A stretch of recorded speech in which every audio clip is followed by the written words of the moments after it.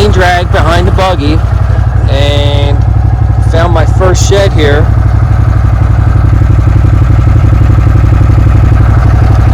I'm not sure if it's this year's or not. Let's take a look here.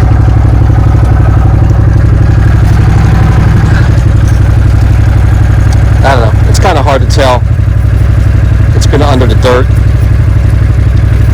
I don't know, it might be last year's. It's kind of white, bleached out. We got a winner. Let's take a look at this while we're out. So again, using the chain drag. And this field, I did plant soybeans in here, but the deer mowed this stuff down so bad that it didn't even have a really chance. I didn't hot wire this, so I didn't even have a wire for this. So as everything grew back here, they ate it. So I don't have a lot of that thatch like the other field. So you can see, like, it's dry. Again, it's pretty dry out here today. But if I was to broadcast seeds in this and drag it again, I think it would grow. So I've got to do, there's a ditch that runs the middle of the field. I got to do this half, then I got to go over to the ditch. I don't know why that ditch there. It's terrible that the ditch is there. Maybe I'll get rid of it one day. And then I'm actually thinking about increasing the size of the field again this year while it's so dry. You can see how dry it is. See how cracky the ground is? I might have to come back here with the bush hog and reclaim this whole bottom part here. This is usually so wet back here, and because it's so dry, it's a good time to get down here and get in here with the mower and get rid of this. Sticker bushes growing up in here. The only problem is all the ruts. Like, you can't see it, but there's so many ruts in this field. Like, see, here's another one here. You can see what I'm doing here. This rut that runs down here, water runoff. It gets so deep. There's actually, look, see how the dog's going down in that hole? That's like a 3-foot hole. There's just holes in the field from the water runoff. There's giant holes hidden in these bushes.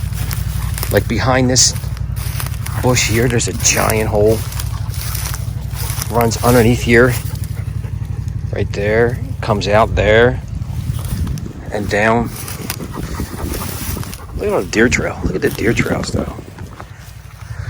Yeah, it's so dry and hot out. It'd be it's a really good time to get this field back. You get one rain and then it'll be impossible. It'll be just a marsh down here at the bottom. It's a slope of a hill here. So this is a hillside.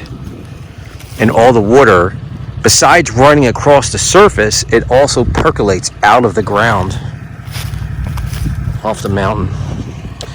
So some clover coming in here. All this green that you see is clover. This field was planted with oats in the fall, oats and clover mix, and the deer were in here great. It was just worked out really great. And then of course oats don't come back, but the clover's coming back. It's put some nitrogen in here. But you can see I'm going this way with the chain drag going around, and I'm going that way, making my circles here, and then I'm going to hop over there and do that side. But you can see that the chain drag, it actually does loosen up the soil. It actually does something. All right, what do you think?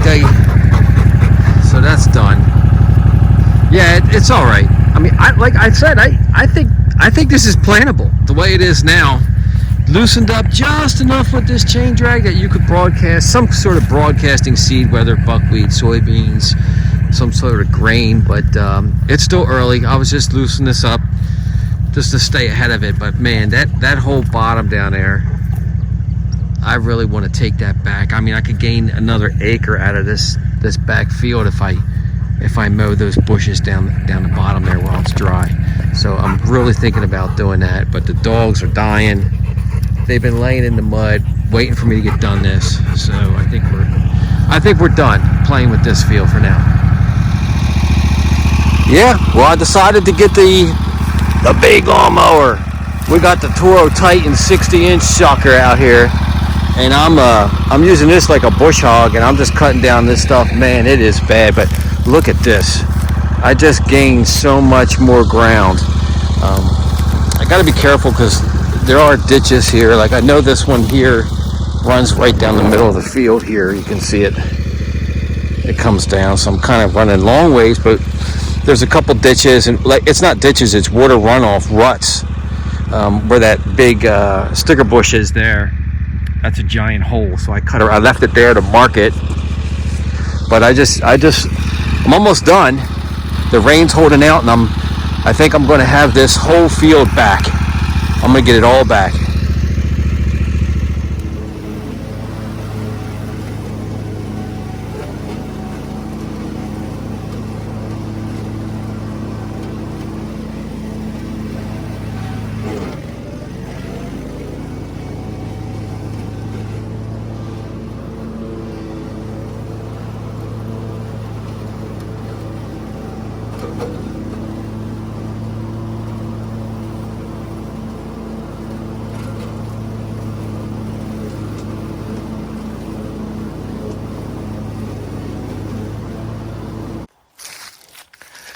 Just finished.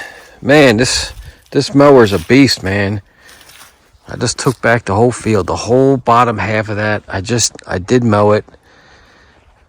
Turned out great.